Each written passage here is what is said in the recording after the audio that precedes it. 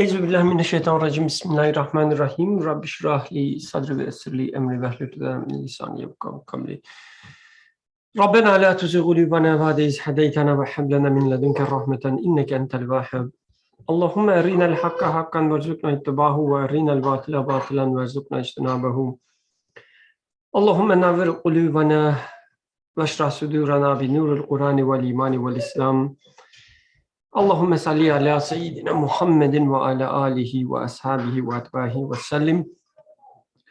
Assalamu alaikum wa rahmatullahi wa barakatuh. Inshallah, we will continue with our discussion on the miraculousness of Quran as part of our discussion as being studied in the 25th word.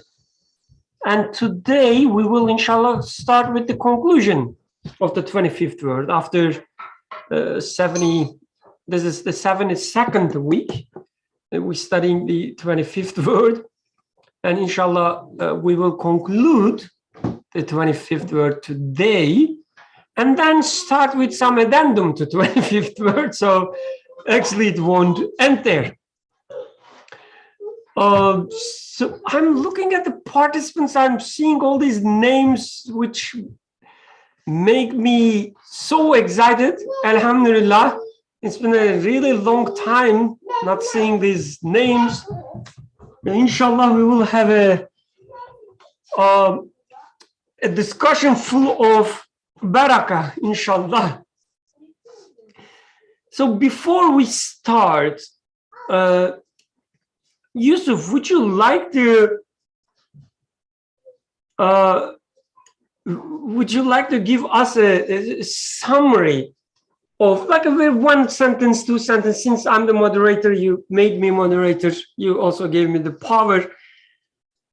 Just a few sentences, maybe, what we studied as part of the 25th word. 5th word. Just, to remind us what is the topic, like what we are concluding. Okay, so a summary of 72 weeks is, 25th word was about miraculousness of Quran, and the author started with giving a in-depth definition, description of what Quran is, which was important because when I'm going to understand what Quran is, I need to know what is it, so that it's really going to change how I understand it, how I interpret it.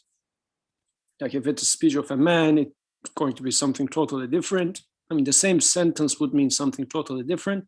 If it's a speech of God, it's totally different. Of course, what I mean by God is also going to change everything. If what I mean by creator is an eternal, everlasting, all-knowing, all-merciful, the one who is constantly aware of what I'm going through, so on and so forth, the description, the definition, the meaning that I'm going to take from Quran is going to change a lot. So this is how the author started with. Then he went through, he split it into 3 main parts, and then each part was having some subparts.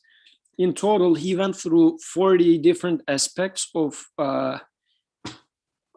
Quran's miraculousness, I would say. It was not always, well, actually, most of the time it was not grammatical things, but more about its style. And for instance, there was a big chunk of this 40 was 10 steps. He went through how the endings of the verses are miraculous, and in 10 different ways he talked about that. So these were all interesting discussions which we had over almost 2 years now. And at the very end, if I can now summarize just the past few weeks, the author was comparing Quran's speech to man's speech in the sense of how the philosophers are explaining the existence versus how Quran is explaining it. Then where he was talking about how the civilization couldn't really tackle fundamental problems which Quran tackles with two simple, if you like, rules of zakah and the prohibition of riba, like the interest. So there were also such aspects, but also about the meaning of life, purpose of life, how there is this constant creation going on. And also the second part that we discussed in a few prior weeks were how Quran speech differs from the philosophers, Muslim philosophers' speech.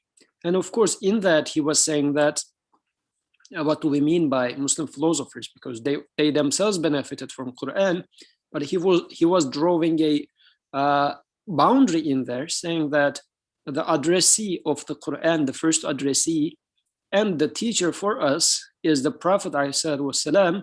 So he was saying that the Muslim philosophers who did not pay that much attention to how the Prophet was doing, or to the extent that they deviated from how Prophet was explaining with his life, and students of the first order, students of Prophet was interpreting the Quran, then there are going to be big differences. So these were the things in a nutshell. If I don't know, I shouldn't take longer than that. And now we are concluding that part. Jazakallah khairan. So just to make sure we give enough credit to you, so that was not rehearsed, meaning he didn't know I would ask him, but still he knew the exact numbers. Like he said, 40 different aspects, and then in 10 steps. So mashallah to your memory. So what you said at the very beginning, I also believe very important. The author was explaining what he understood from Quran, what is Quran. And then we realized later on when studying the text, which is about the miraculousness of Quran, miraculousness, as if, it starts as if it will talk about the miraculousness of the text, how it is, how things are narrated, how things are explained, and so on. We realized the author was more concerned about the meanings of the words used there, and what kind of message is given to the audience. And so one big part, as Yusuf said, 10, if I'm remembering right, 10 different parts was about the endings of the verses. And it was, to me, an example of how to read the ayahs in Quran. The author was saying, for instance, just one clue, saying that, if you look at the endings of the ayahs, you will see a kind of summary of what being tried to, explain. Or a similar way, if you look at how a surah starts, you will realize, it gives you a kind of guidance, kind of summary to the rest of the ayahs in the surah. So one way or another, author has been actually teaching us how to read Quran, how to benefit Quran at most level, at most beneficial level. And I told this before in earlier weeks, but when somebody starts talking about the miraculousness of Quran, the first thing we hear is actually the way the language, the Arabic language, is used. And miraculousness of Quran is usually mixed with the authority of the author in the Arabic language. So it becomes a exhibition of how big of a master the author is on the Arabic language. We didn't see this in this text, which is interesting. Again, like it even introduced some difficulties to communicate with other people, because if I invite somebody, say that, okay, we will study the miraculousness of the Quran, exposition in the Quran, the style of narration in the Quran, and then we start reading this text with only one or two tiny reference to Arabic language, they would probably think not, they wouldn't have a satisfactory ending for themselves after the discussion. They wouldn't be much satisfied. I'm guessing, maybe I'm wrong. So I myself had the same difficulty at the beginning, but as we, get used to it, I really enjoy myself. I enjoyed the way the author approaches the miraculousness of Quran. Okay, let's start with the conclusion, unless the people have some questions, comments, some reminders, maybe the parts that were extremely important, but we missed or we failed to remind again when summarizing, or the parts maybe you don't agree, you don't understand. I'm waiting a few seconds. If not, I will start reading conclusion. Okay, Ya Allah. Two flashes of Quran's miraculousness mentioned in the 14th drop of the 19th word. So in 19th word, we also studied some aspects of the miraculousness of Quran, which are its repetitions, repeating things, and the Quran is full of repetitions, right? Which are imagined to be a fault by especially Orientalists. Like when they study Quran, this is one thing they criticize. And its brevity, how would you pronounce it? I apologize if I'm, reading it wrong. And its brevity concerning the physical sciences. There, the text was saying that, the author was saying that the Quran studies or mentions physical sciences, achievements, advances achieved by humankind in the realm of physical sciences, only a little. And the questioner in this text, as far as I remember, was asking why this is so, like it is so important for humankind. We are all proud of our advances in physical sciences, and a Quran which is speaking to humankind, not mentioning this aspect, at least not maybe paying its due, both of which are sources for flashes of miraculousness. So this part, which are assumed to be faulty or some drawbacks, are actually, authors saying, that are actually sources for flashes of miraculousness. Also, a flash of the Quran's miraculousness which shines on the miracles of the prophets in the Quran is demonstrated clearly in the second station of the 20th word. That part I don't remember. Maybe Yusuf can help us here.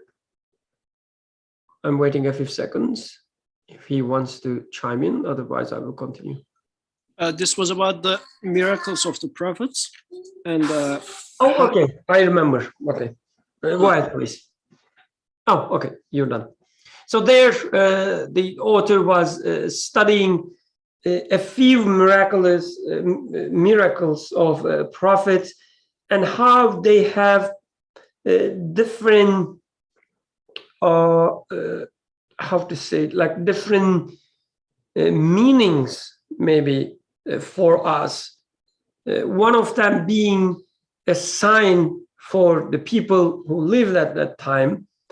Another one referring to advances that the human being will achieve following the path of prophet. And the others was, of course, its metaphorical meaning, which talks to us directly.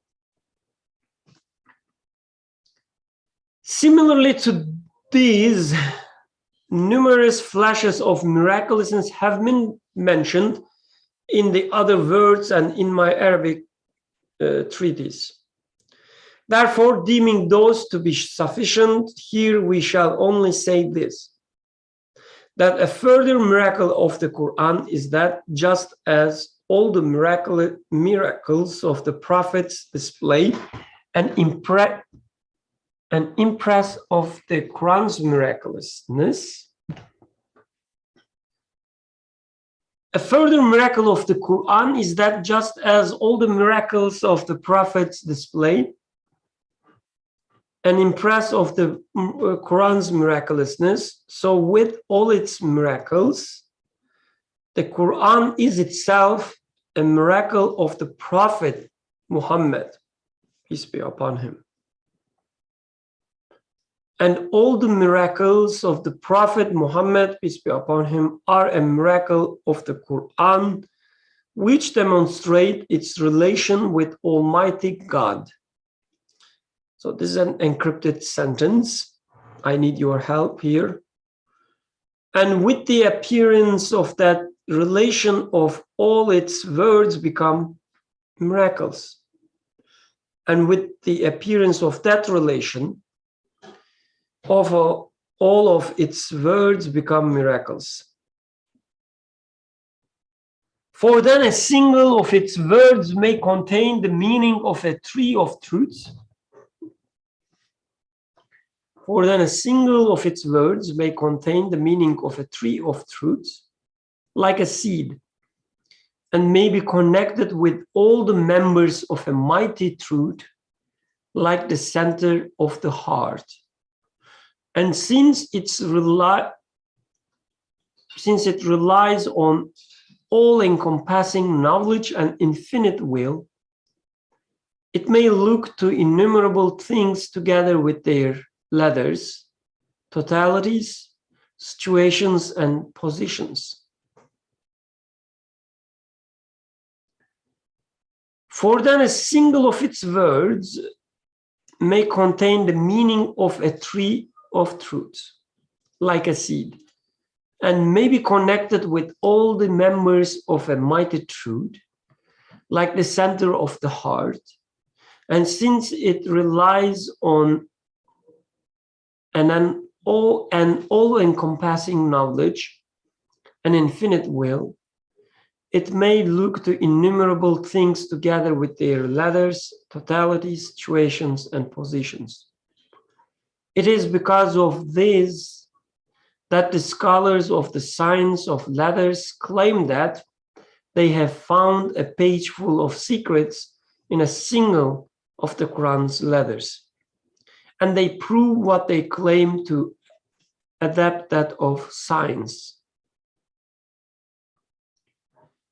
Now gather together in your mind's eye all the lights, rays, flashes, beams, and gleams from the start of this treatise up to here, and consider them all together. So it will give some examples.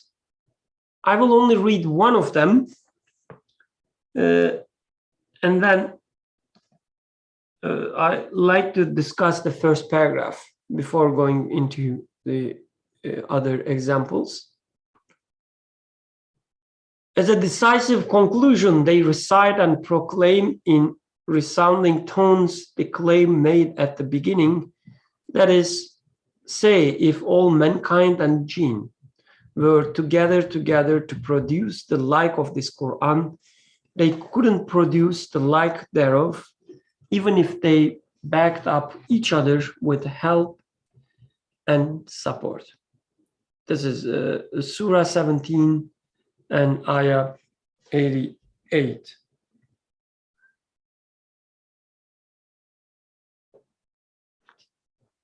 Okay, going back to the first paragraph, especially the part which talks about the miracle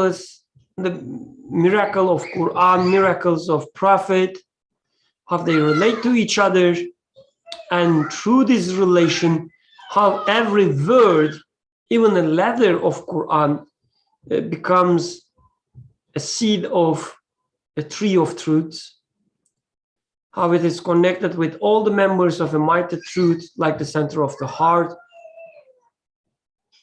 and the rest. Any ideas, any comments about this part? To be honest, I had difficulty.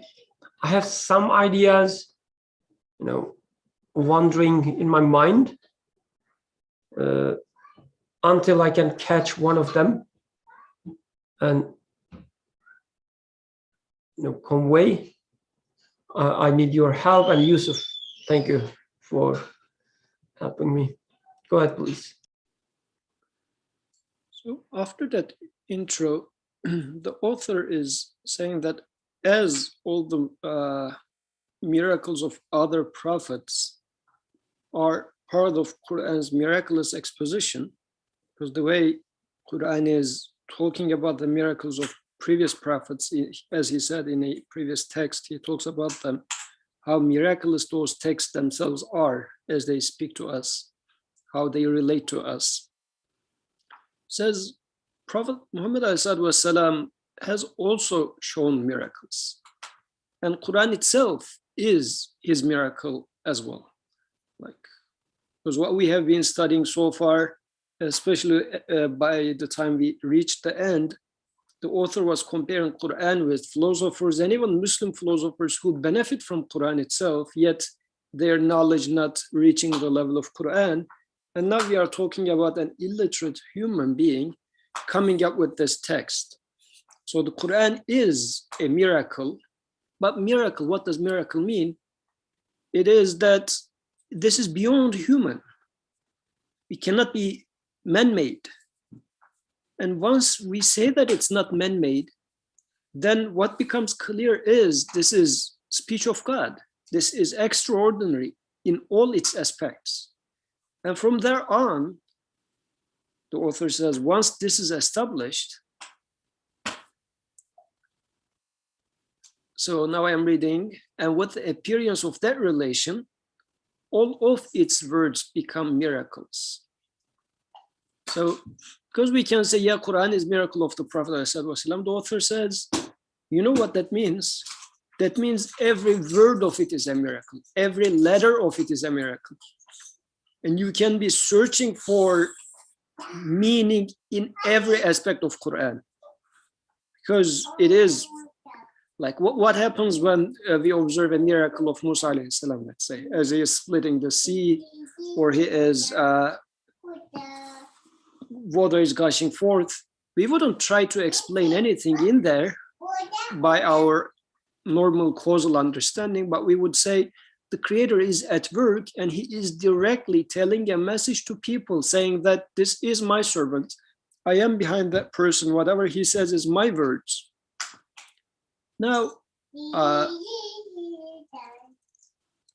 as the, let's say, this Musa's staff was a miraculous staff, its actions were not belonging to it. Its half, the first half, its second half, every piece of it was that sort of a miraculous staff, if you like.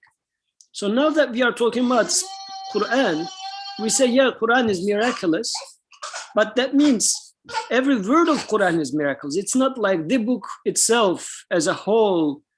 So it sounds very distant, but the author says that means by arriving to that conclusion means word by word, letter by letter, it is miraculous.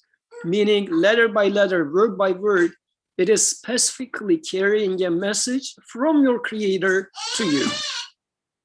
So this is when the author starts saying, for then a single of its words may contain the meaning of a tree of truth, like a seed. So it's not, I mean, normally you would say that, as I was doing, for instance, at the beginning of the discussion, give me a summary of 72 classes that we studied, and I'm giving you a summary in a nutshell. But the author says for every word of Quran, it could become like a seed, and it's going to become a tree if you open it up enough, because it is from the creator. It's not human word in which you read a book and you say, yeah, you know, these are the main three premises of this book, and this is what the author is talking about. Maybe you read 200 pages. The author says this is not the case for Quran. For each word, if you keep, in a sense, dig deeper, you're going to find more and more. Or since he's using the example of a seed, if you keep watering that seed, you're going to realize that it is flourishing and giving a tree. Another aspect he mentions is it may be connected with all members of a mighty truth, like the center of the hearth. So this is also interesting, because as if by that the author says, every word of the Quran can be taken or has a connection with every other word, every other verse. Like normally, what you would say is, the intro paragraph is the intro, the main core is talks about the matter. This is where the matter is settled, and here is the conclusion. But author's claim in here is, I mean, since the Quran is miracle, and this is what he is basing his claim upon, says every word can become the center. Every verse can become the center. You can say, I'm going to read the rest of the Quran by putting this verse at the heart and try to understand everything else. This is important because this shows how perfectly interconnected everything is in the Quran, which is also observable, if you like, in the creation, which is another type of speech of the creator. The words of the creator in the creation are apple trees and the moon and whatnot. But we call that sort of a relationship as, I don't know, ecological cycle or whatever we observe in there. If you take away frogs from that system, let's say, you realize that they were so much central in the system and the system starts collapsing. Otherwise, you would say that, well, the frogs are just frogs, unnecessary, nasty animals. It is not. Likewise, the author says, as far as I understand, Quran is having this property. Every verse can be taken at the heart, and they are connected to every other verse, which is, again, another reason that the author was, in the previous part up to here, was saying that Muslim philosophers' knowledge by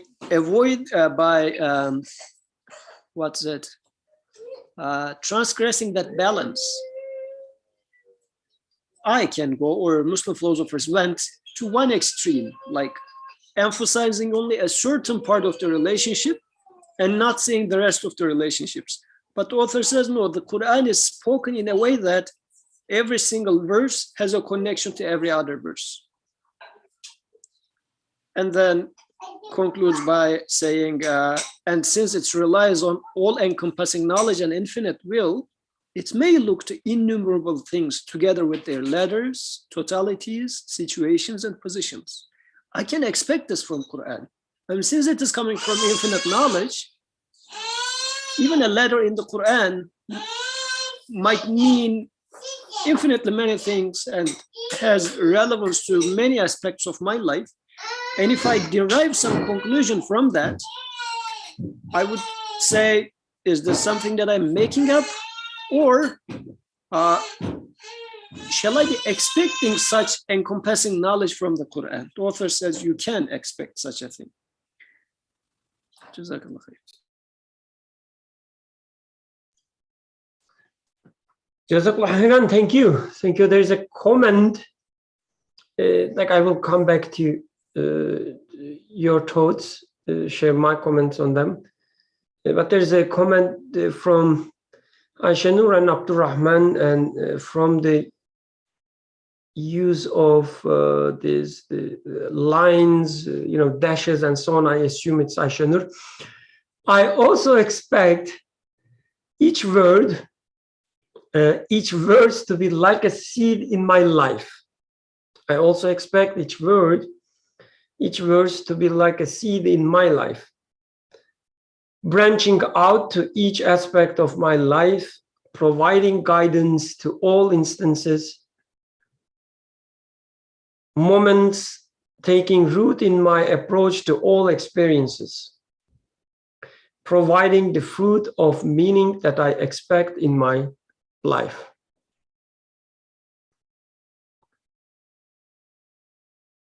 Okay, this makes sense. I'm processing it.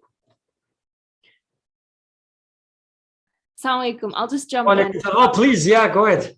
I'll just jump in. I guess the lines did give me away. But yeah, I was just trying to say, as Brother Yusuf was also emphasizing that sentence of, for then a single of its words may contain the meaning of a tree of truths like a seed. It was just, I was thinking that it is also my expectation, right? I expect each word, each verse that is coming from my Creator to provide guidance, a path, and understanding in all aspects of my life. I expect those verses, those words to become a tree. I expect for them to take root in my life. I expect them to provide the fruit of meaning in all experiences. I guess, Nursi's saying that they may contain the meaning of a tree of truth, but this is also my expectation. This is also why I'm coming to these words or these verses in the first place, so that they may become like a tree in my life. That's what I was trying to say in a hopefully less convoluted way.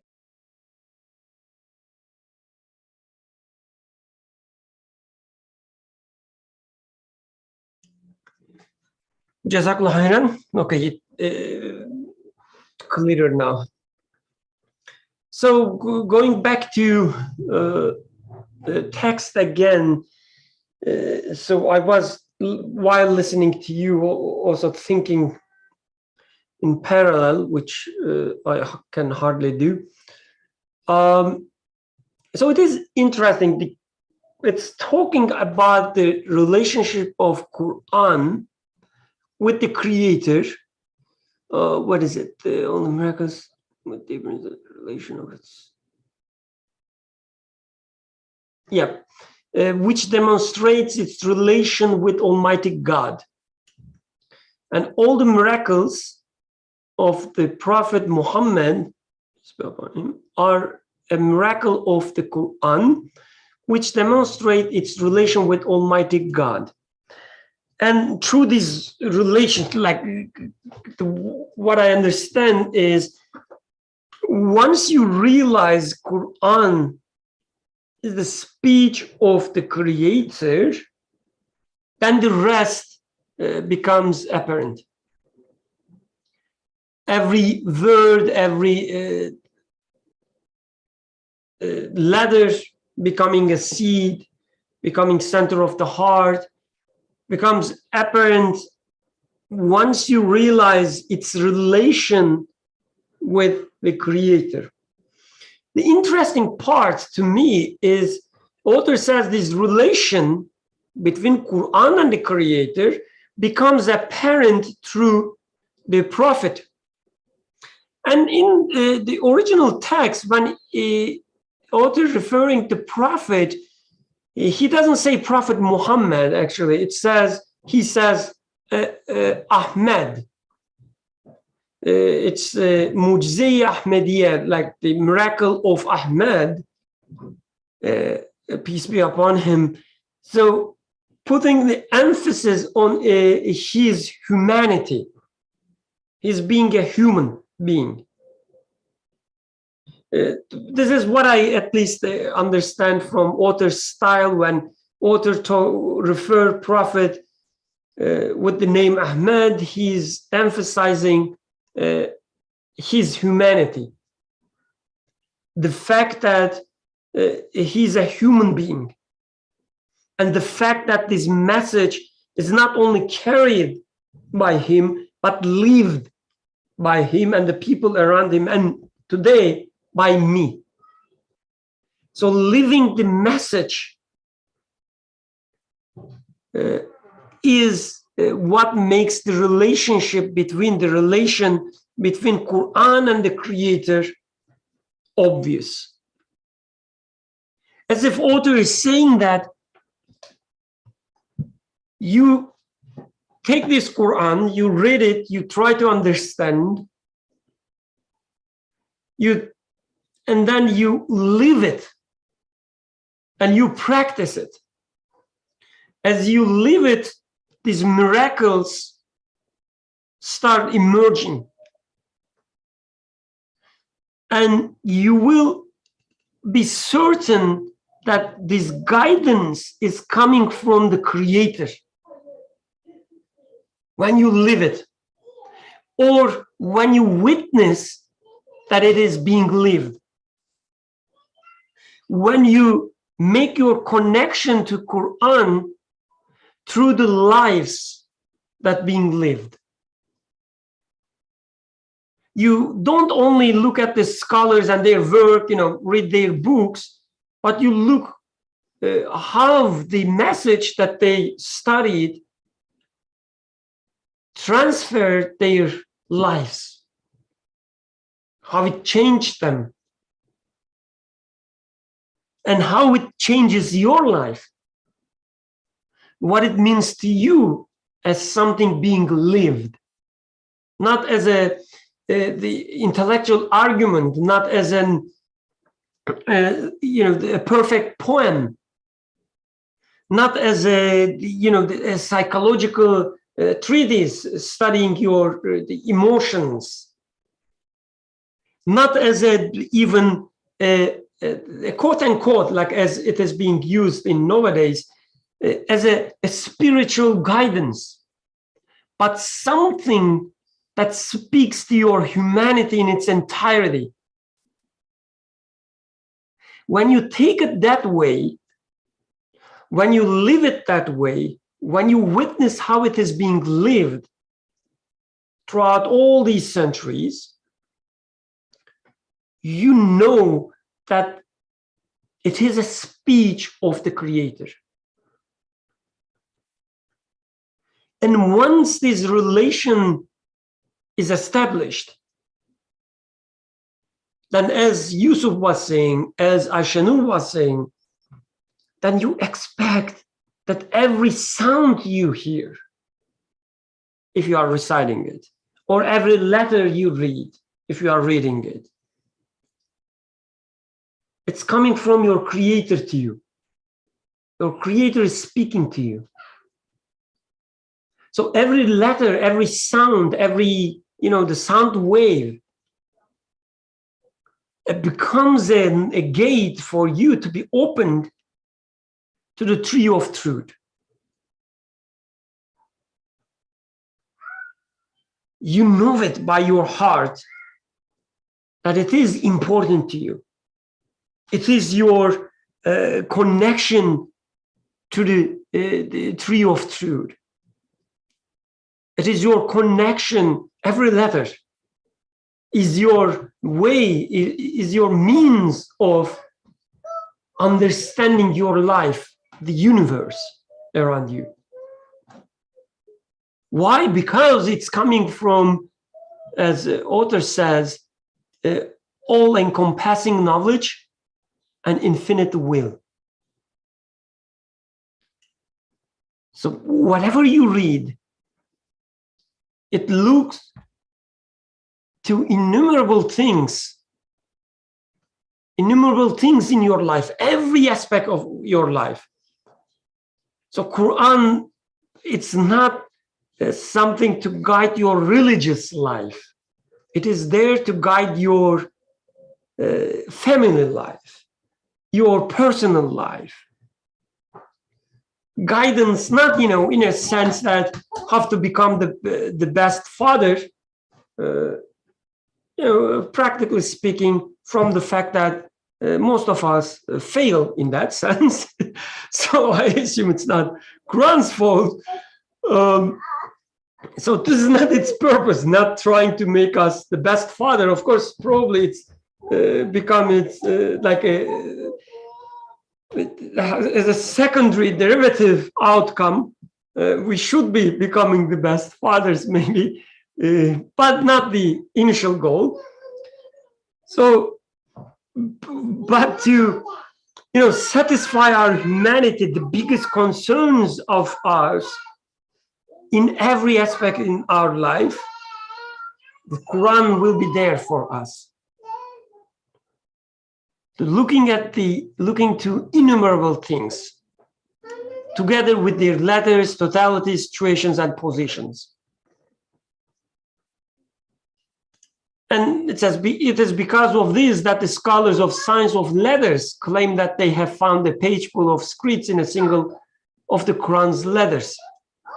So that's also interesting. Like the author says this not after studying the miraculous aspect of, let's say, the letters. So there was a part of the 25th word where authors studied specifically the letters, words, and so on. But after he's talking about a living entity which carries the Quranic message. So finding the secrets in every letter is possible when these letters coming to you as a speech of your creator that you can listen and implement in your life.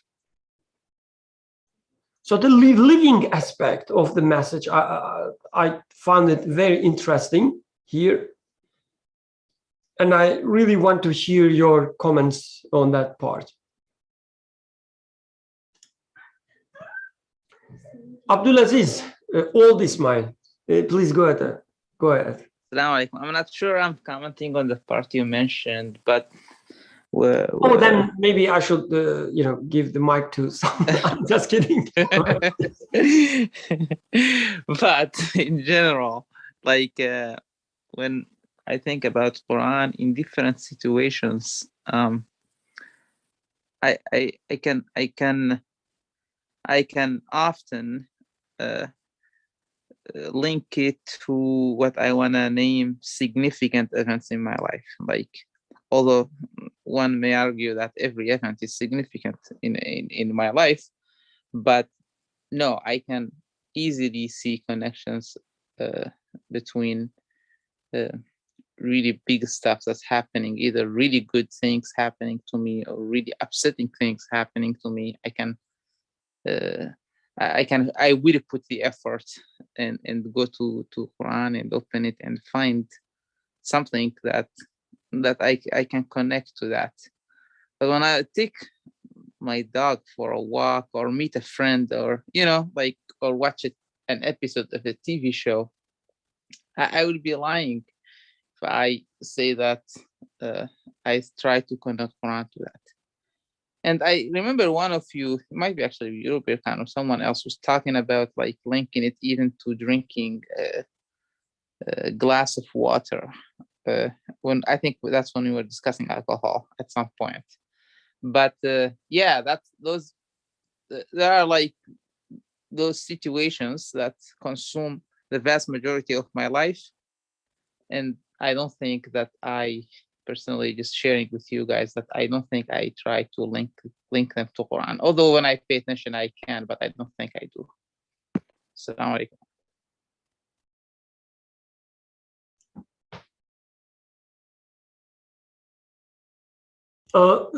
Thank you, Aziz. So about the last sentence, when you say I don't think I do you mean like I'm really asking this genuinely, not for fishing. Do you mean I think I should do, but I don't? Or do you mean I disagree, like there's nothing to do, or it's something I don't need to do? Oh, I absolutely believe that I should do, but I know that in reality I don't. But I absolutely believe I should do, because I just want to give. I just want to say that there was a phase in my life that even significant events I don't try to link to Quran, and the fruit of Quran are like humongous when you try to link it to certain events in your life. It just like shines a light and make things really crystal clear. But I know that in practice I don't do that to quote unquote little things. Actually, I think those things that we call little things are not little things, but I don't apply. I don't in practice, but I wish I could. I wish I could too. Jazakallah khairan. Any other comments or maybe questions about this part? Otherwise, we can, read the du'as at the end, which are from Quran, and then continue with the first addendum. But Farah, yeah, okay. I prefer staying here, by the way, it's like in this text. So please, if you have any comments, please go ahead. Thank you. So in reading this paragraph and hearing the discussion so far, I was admittedly having an impulse to sort of challenge my own assumptions that, okay, just because I know that a particular verse or word is in this book that we call the entirety Quran, that when I look at it, because I know or I believe that it is the word of the Creator and it comes together in this book, that it must have it must obey all the rules that I apply to the Quran as a whole. And I think I was taking the issue a little bit more granularly, thinking like, oh, what about like conjunctions in the Quran, or, like, for example, in or above or things like that. And trying to make sense like, oh, if I just take a word from the Quran, will it contain, as it's claiming over here, to be the seed of, of all the meanings that may exist in life? And frankly speaking, it's difficult for me to accept or refute this without having actually practiced this myself. At the same time, if I take the Quran away from just thinking about a written text, but also thinking about it as an act of speech, and applying that concept to creation itself, then let's say whatever would be an equivalent of like a conjunction type word or a preposition or something in our own life, whether we think about a blade of a grass or an insect, or I don't know, something, something very insignificant, like a twig or something. Reflecting on that element, I'm able to see this claim to be true, in the sense that I can look at something as a little pebble or a rock and find in it meaning and truths that indicate its universality or its connection to the rest of creation and also to a creator. And basically all the truths that I believe in as a whole can be found in that investigation of little thing, that we would deem to be somewhat insignificant in the context of our daily lives. So which gets me to maybe think that whether any sort of struggle with not struggle per se, but any hesitation I might have in affirming the claim being made in this paragraph about a single word may just come down to the need for investigation rather than something else. So yeah, the thought was just generally looking at not being convinced necessarily that by the statement alone that a single word in the text of the Quran can hold the meaning of the entire universe, perhaps being just there and lacking in my investigation or something else. So just a loose thought. Jazakallah khairan, thank you, Farah. Like I was, while listening to you, the comment from Aisha Nur was in front of me. I was trying to, practice what you said there. Also, another memory came to my mind. So when I'm playing with my daughter, whatever I say, even the meaningless, the sounds I make, I make sound, and my daughter gives the full attention and ask her mother, "Oh, what did my father say? What did he make? Like what kind of sound he made?"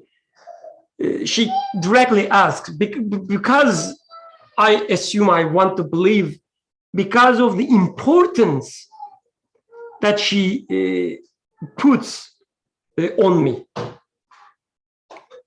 from her aspect. So when it is her father speaking, he's giving the full attention and trying to understand even the meaningless sounds that I make. Repeat them, try to understand them, what it means, and so on. So I guess when we make this connection with Quran and its author, the creator, it is my creator, my Lord speaking to me, then whether it is a punctuation mark or conjunction, you said, I'm not familiar with this term, I apologize. I can understand what you mean, just the English wise. Or a letter or a word become the highest, have the highest importance to begin with. And then, of course, whether this importance translates into a single letter becoming a seed for a tree of truth, it's something that you, I guess, verify through experiencing it. But paying such an attention to every word, every sound, or the M dash that Aisha Nur uses there in her comments, I guess this is something that we do all the time if we, of course, pay attention, if we take it serious, if we think it is important. I look at her comment and I have this belief that I came to this conclusion that when she uses M dash or any other punctuation mark, there's probably a purpose there. I expect it from Sister Aisha Nur. If it was, let's say, Faraz writing such a, using such a punctuation mark, I would say, oh, probably he mistakenly, touched a button on the keyboard. So I guess, at least to begin with, taking it that serious by making connection to your creator is something at least I myself can understand very easily. Yusuf, please go ahead. You were giving a sign to Faraz so that he picks up the mic, but I got it. So just to give some time to Faraz to raise his hand. So yeah, at the very beginning of 25th word, the author provided a description for the Quran. This was important for that reason. Like in the conclusion right now, again, he says his claim is based on this miraculousness of Quran. He says Quran is miraculous. Prophet Muhammad ﷺ showed miracles. So he says miracles of prophets were Quran's miracle. Prophet Muhammad showed other miracles, Quran being another miracle of his, so on and so forth. So he gave this reasoning. So he says, since Quran is miraculous, once you establish this, by definition then, every aspect of Quran becomes miraculous, then I can expect, as the author puts in here, it may look to innumerable things. So he says, as if by definition, I can expect this from that text now, because it's miraculous. To what extent I'm able to unearth it, it depends, because we are talking about innumerable knowledge. Like, there is no limit to that. Maybe in my life here and there, I'm going to pick a few glances of it, which is going to not only give me a theoretical understanding, as we are now taking from this paragraph, but also practically, there are going to be some meanings that I extract from verses or words or even letters of the Quran, which would make me get convinced that, oh, only this much of it was so much enlightening for me and so much relevant to my life. Just if only I was able to understand more or get more out of it. So I think this is why the things that author is setting in here is describing an expectation for me, saying that you know what you are, what is in front of you, this Quran, it is such a book, and you can expect this from Quran. So go and try to read it as it points to every single moment of your life. And this reminds me of, like, some scholars, they say, were saying that if my camel gets lost, I'm going to find it from Quran. So, I mean, the notion here is they were able to find everything from within Quran, so much so that they said, even if my camel gets lost, I'm going to find it in Quran. So I guess it is the same line of thought, how people are so much, in theory, and probably for those, because as the author now says at the very bottom, it is because of this that the scholars of the science of letters claim that they have found a page full of secrets in a single of the Quran's letters, and they prove that what they claim to adepts of that science. And the author himself gives an in-depth interpretation of another single letter of Quran in Surah Fatiha. He says, why does the creator say narbudu but not arbudu? So he is writing a commentary on that letter noon in there. So just some thoughts on the matter.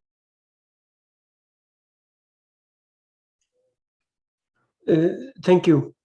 So maybe just a reiteration about the emphasis of living, emphasis on putting things into practice. This is what comes to my mind when we talk about the prophets, at least within this context, that this message in front of you is needs to be lived. You cannot leave it on the shelves. You cannot just read it, enjoy it, grammatical miracles, enjoy its sound, enjoy you know, the stories in it and then leave it there. It needs to be lived by you. Otherwise, you wouldn't even know in a true sense whether it is a guidance from your creator or not without living it. So the example Yusuf gave,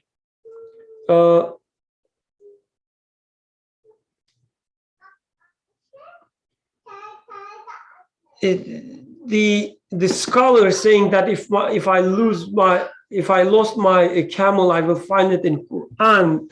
So I don't know the exact wording there, but I always took such, you know, claims as they will use Quran to make some calculations. You know, there are some the miracles in Quran in the sense that, you know, when you mix like a chemistry, when you mix this element with that element, it becomes it, you know, get into I'm missing the words there, like such a reaction happens, and then this outcome, you know, you can get in the same way. Like if you read this verse after that verse, then you will find your camel. And, you know, as a side note, I don't have anything against it, to be honest. But beyond that, as a, you know, a trained scientist, I don't have any reason to object that practice as well.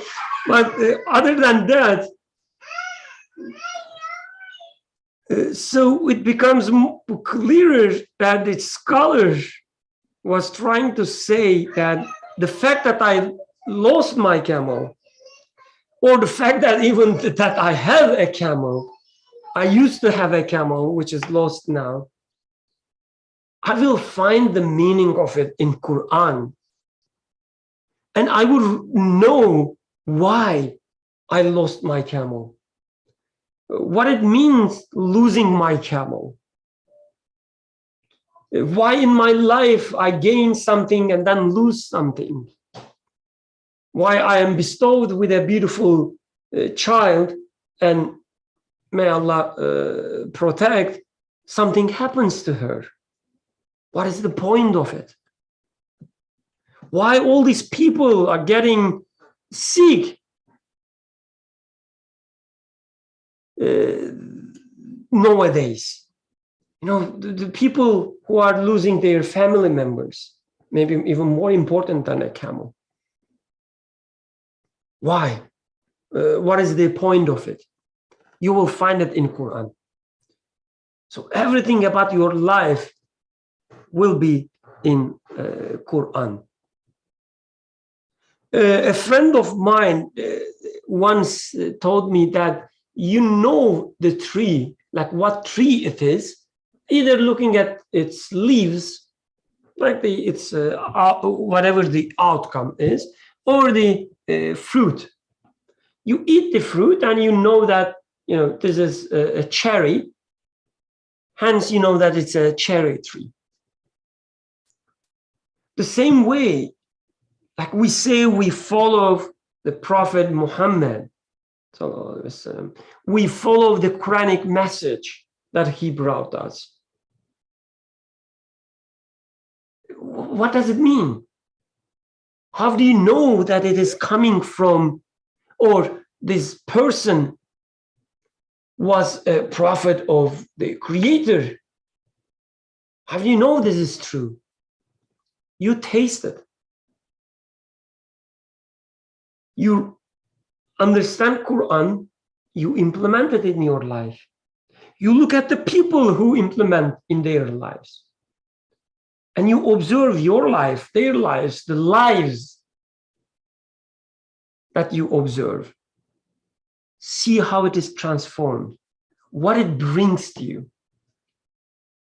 And then you say, yes, this guy must be the appointee of the Creator of the universe. The message that he brought must be coming from him. I used to, for instance, like give a lot of importance a certain historical figure in Turkish history. I cannot give the name because as a Turkish citizen, I'm not allowed to criticize this person legally. So, so anyway, I used to give a lot of importance to this historical figure in Turkish history. As a child, this is how I raised, right? But as time passes and I question the life that I live, following this path, following his path, where it takes me. As I taste these fruits, I realize I dislike them. They make me sick, they make me unhealthy. And then it was easy to understand that his path is not the right path. He's not the murshid, the guide that I'm looking for. Oh, I spoke a lot and I missed Farah's comment. Let me read, inshallah. He says, I missed the entire discussion of this topic. I don't know what to say. I'm a bit lost. One point I can relate to here, a point that was mentioned in passing, so I may underline it for myself. When I ask myself, and I should, what may I expect from revelation? The answer should be according to may contain the meaning of a tree of. May contain the meaning of tree of. So he purposefully used 3 dots, so punctuation marks, and I assume he used them purposefully. Of what? What is the word for me to underline? Truths. And like Farah said, the rest is a matter of investigation. That what truth I do or do not find in any given word or verse, etc. I'm guessing you have already discussed what truth might mean. So I guess I'm guessing, so he says, I'm guessing you have already discussed what truth might mean. So as a, Turkish male, I have to say, of course we did. I have to have this defensive attitude. Of course we discussed and you missed it. But this is, of course, a joke. Yes, we touched upon it. I would say in several occasions, but when you say it, when you put it that way, I still feel that a lot of missing for me as well.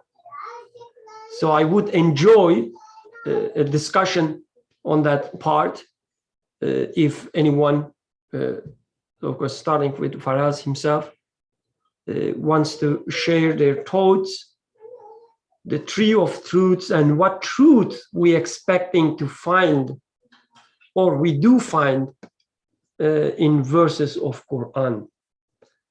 So it could be, as I mentioned this before, when we say truth alone, it doesn't mean much, right? It has to be a qualifier for something, like a true sentence or a true calculation or a true a suggestion or offer, a true guidance. So, for instance, it is true that I have a black phone, but I don't expect to find the color of my phone in Revelation. It is true that, we are in year 2022. Again, it is not a kind of truth that I seeking to find in Revelation. So what truth we are after in Revelation, or what truth we find in Revelation? I believe this is a great question.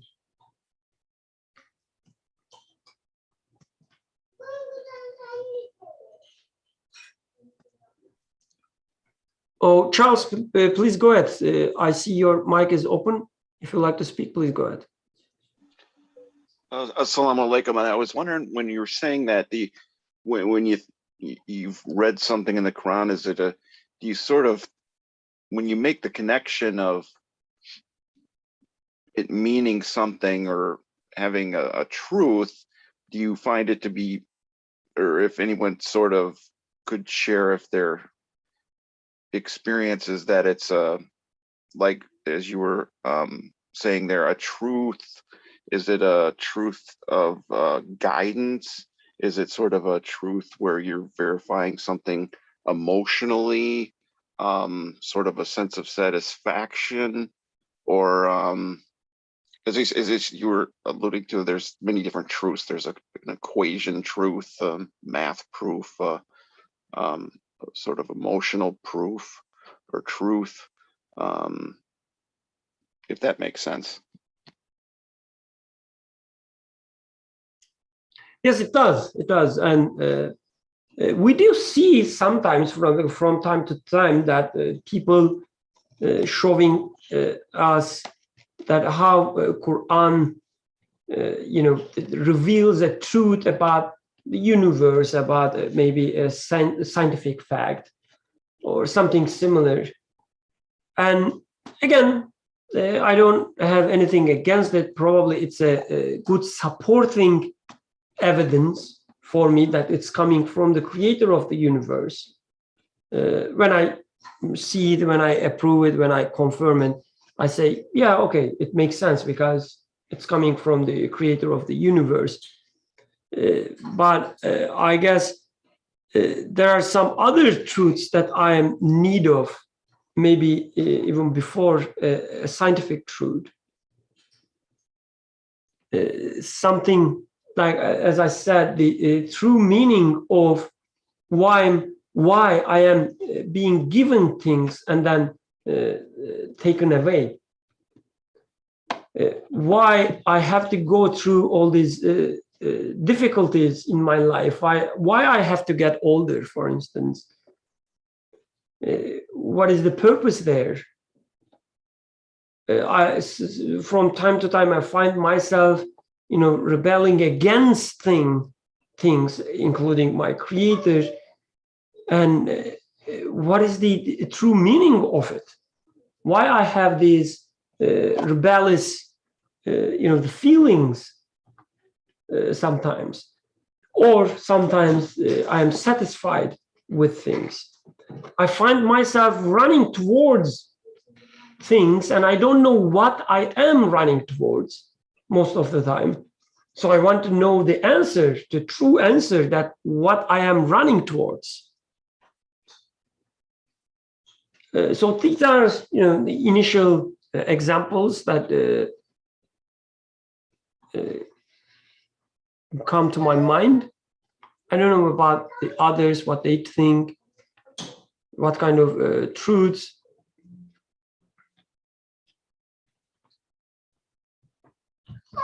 Faraz says truths of knowledge is different than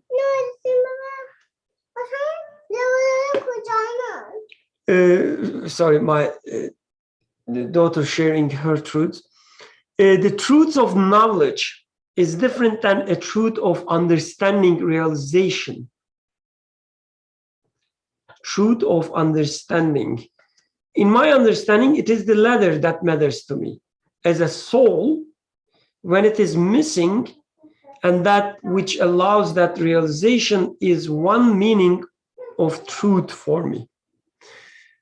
So I will be true to you, truthful to you, Faraz. Like when I read this, I like to say I understand what you mean, but if you ask me to, paraphrase every sentence in my language, in my sentence words, I wouldn't able to do that. So if you like to open it a little bit, I would highly appreciate. If not, if you are not available, again, I will rest with what I could understand, which makes sense to me already. So, Go ahead, please. well, hello everyone. It's been a while that I saw you. I just feel very embarrassed saying anything right now. So yeah, nothing much to say really. I'm just thinking out loud, trying to intervene in the discussions, just to say that I'm also struggling with this text, and appreciate everyone's contribution, that ultimately we are somehow the discussion is about the Quran and what to make of it. And so I may not have much to say about miracles. I have a whole slew of prejudices and questions about this whole topic. So I won't even touch it. But I just found this notion, we talk about meaning, and sometimes we just stop there. We say, meaning, meaningful, meaning. And I just feel that meaning is not enough for me. Truthful meaning. So I asked myself, what is true? And the examples you gave were wonderful. My phone is black is true. 2 + 2 is 4 is true. Those are true. I can know those to be true. And the question there would be, well, in what sense are they meaningful? I mean, they're meaningful in the sense of knowledge, but that me suddenly realizing that my phone is black is not a realization or, a kind of awareness that is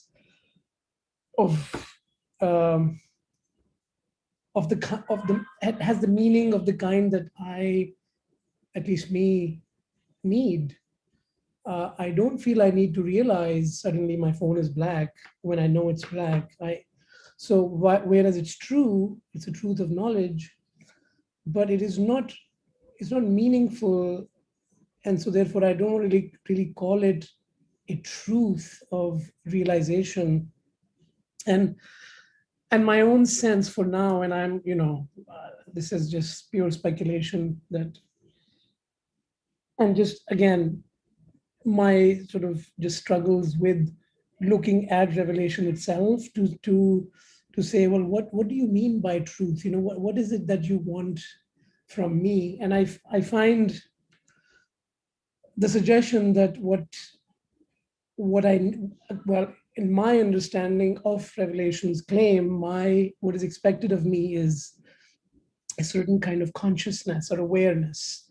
The Arabic word taqwa is used, wasayna alaykum taqwa, something. Other verses, I'll probably butcher them, but bottom line is something to do with awareness. And so it seems to me that there are things that I'm not aware of, I don't realize. And because I don't realize them, it's not about knowing them, but I'm not aware of them as their meaning. I'm not aware of that meaning as I encounter things as of my own self. And that creates that vacuum or a void, like that need for that I don't realize something that I need to realize about myself, about the world. And I look for that thing. I look for things that would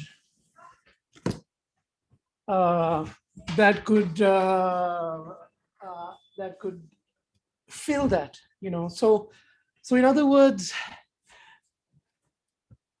truth is that, or whatever is a candidate for truth, I would say, is anything that fills the blank.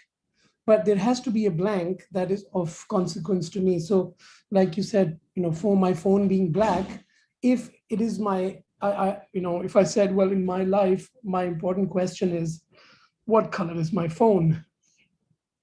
So that the answer to it would fill the void. Or what is 2 + 2? That the answer to that would fill the void of my soul. Then 4 would be a truth in that sense. The realizing that 2 + 2 is 4 would be a truth. But since it is not, so I don't consider it a truth of that realization. But in other words, I am in summary looking, or I should look for, and it seems that I am looking for. So what I'm expected to look for, according to this text that we read, or according to what I found in Revelation itself, there's a verse that says those who know that this is truth from their Lord. And that aspect always seems ignored, because I don't, a lot of people, I don't know, I don't want to say a lot of people, but I often might read something, well, let's say the Quran, and I don't hold myself accountable. I don't for truth. I don't think that when I've read something, I'm expected to, or I should be looking for some meaning that is true, that's connected to truth. And so, therefore, it should be connected to something that is missing in me, some realization that I don't have, which might be the source of my my soul's agony. Ultimately, those are, the peace of my heart is what I'm looking for, and the agony of my heart is what I'm trying to seek refuge from. You can say it 1,000 different words, but that's one and the same thing in the end. And so, yeah, I don't know what I've said of any benefit to anyone, but I think for me in this passage, I found, Yusuf kind of said in passing this, but it comes twice, or maybe more than twice, where the text says they may contain the meaning of a tree of truths, may be connected with all members of a mighty truth. And that is maybe the emphasis that, I don't know, but maybe the emphasis of the author or the discussion was how every single word, so that, the unit of the speech was emphasized sometimes, that, it's the word or even the conjunction or the preposition. And that was useful, that was helpful. And I just wanted to underline the other side of the sentence, where what it may contain is not only meaning and not just a truth of knowledge, but a meaningful truth. And it is something that I need to think about, what sort of a truth I should look for in Revelation. And I think as I personally ask myself in my life, information or knowledge doesn't help me.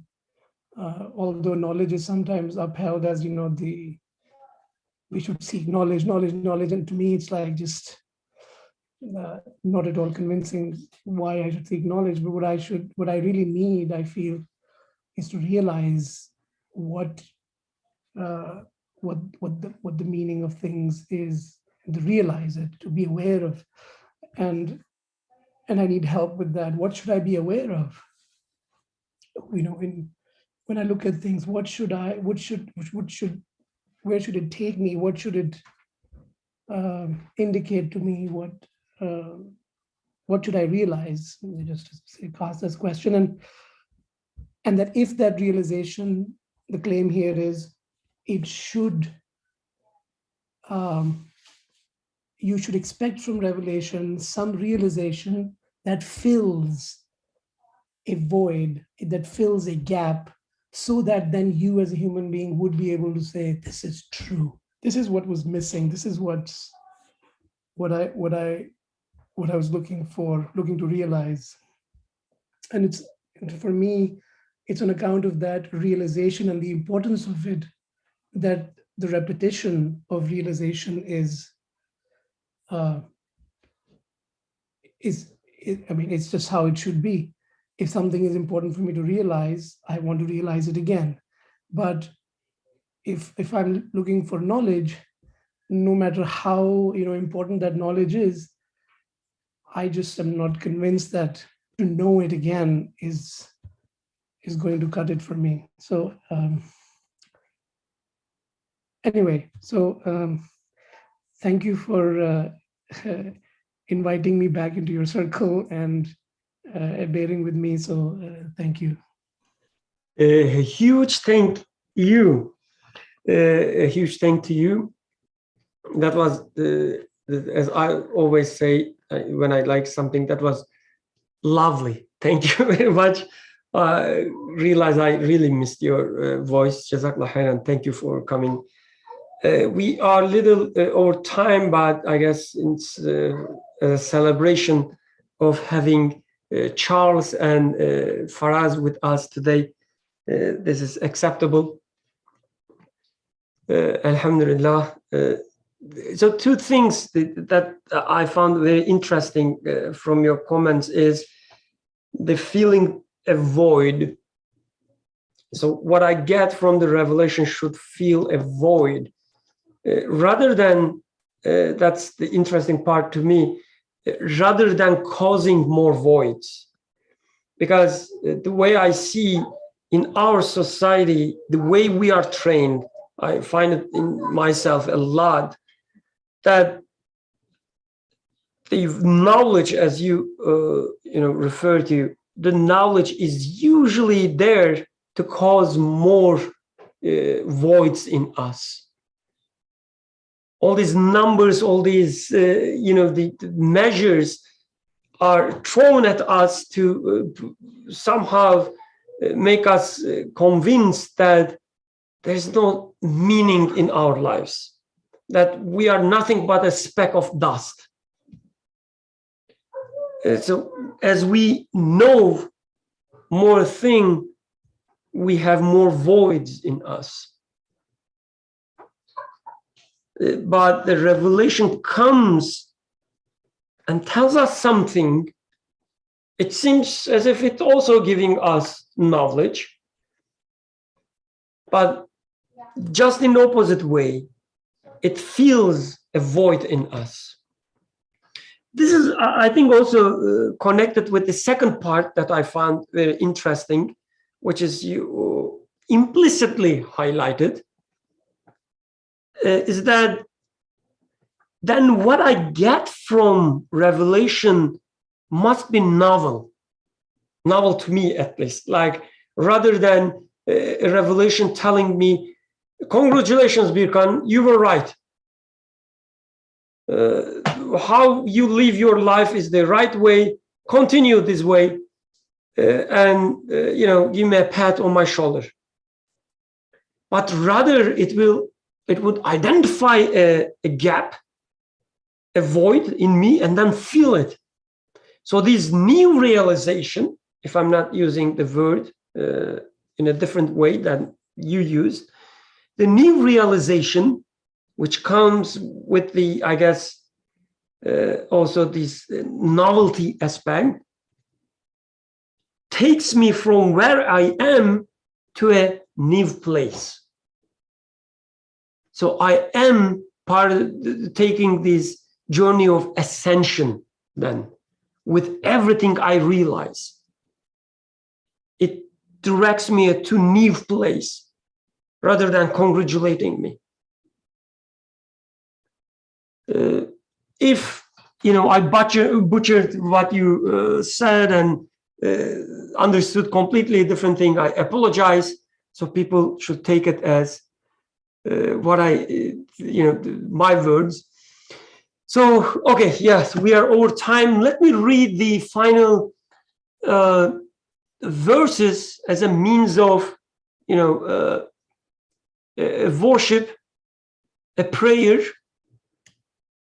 Interesting, it includes, the salah as well, what is the word?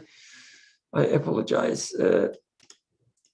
The praise for our prophet, salawat, okay. Which is interesting. Again, probably to me at least, it's emphasizing that this message needs to be lived. Glory be unto you. We have no knowledge save that which you have taught us. Indeed, you are all knowing, all wise. Inshallah, I will recite the Arabic version as well at the very end. O our sustainer, do not call us to task if we forget or do wrong. O my sustainer, expand for me my breast and make easy for me my task, and remove the impediment from my speech so that they may understand what I say. O God, grant blessings to our Master Muhammad that will be pleasing to you and will be fulfillment to his truth, and to his family, his companions, and his brothers, and grant them the peace. Again, this chain of lived lives, the Prophet, his family, his companions, his brothers, the chain that we learn about the revelation. O our sustainers, let not our hearts deviate after you have guided us, and grant us mercy from your presence, for you are the granter of bounties without measure. And the close of their prayer will be, all praise be to God, the sustainer of all the worlds. Amen, amen, amen. سبحانك لا علم لنا إلا ما علمتنا إنك أنت العليم الحكيم وآخر دعواهم أن الحمد لله رب العالمين. الفاتحة.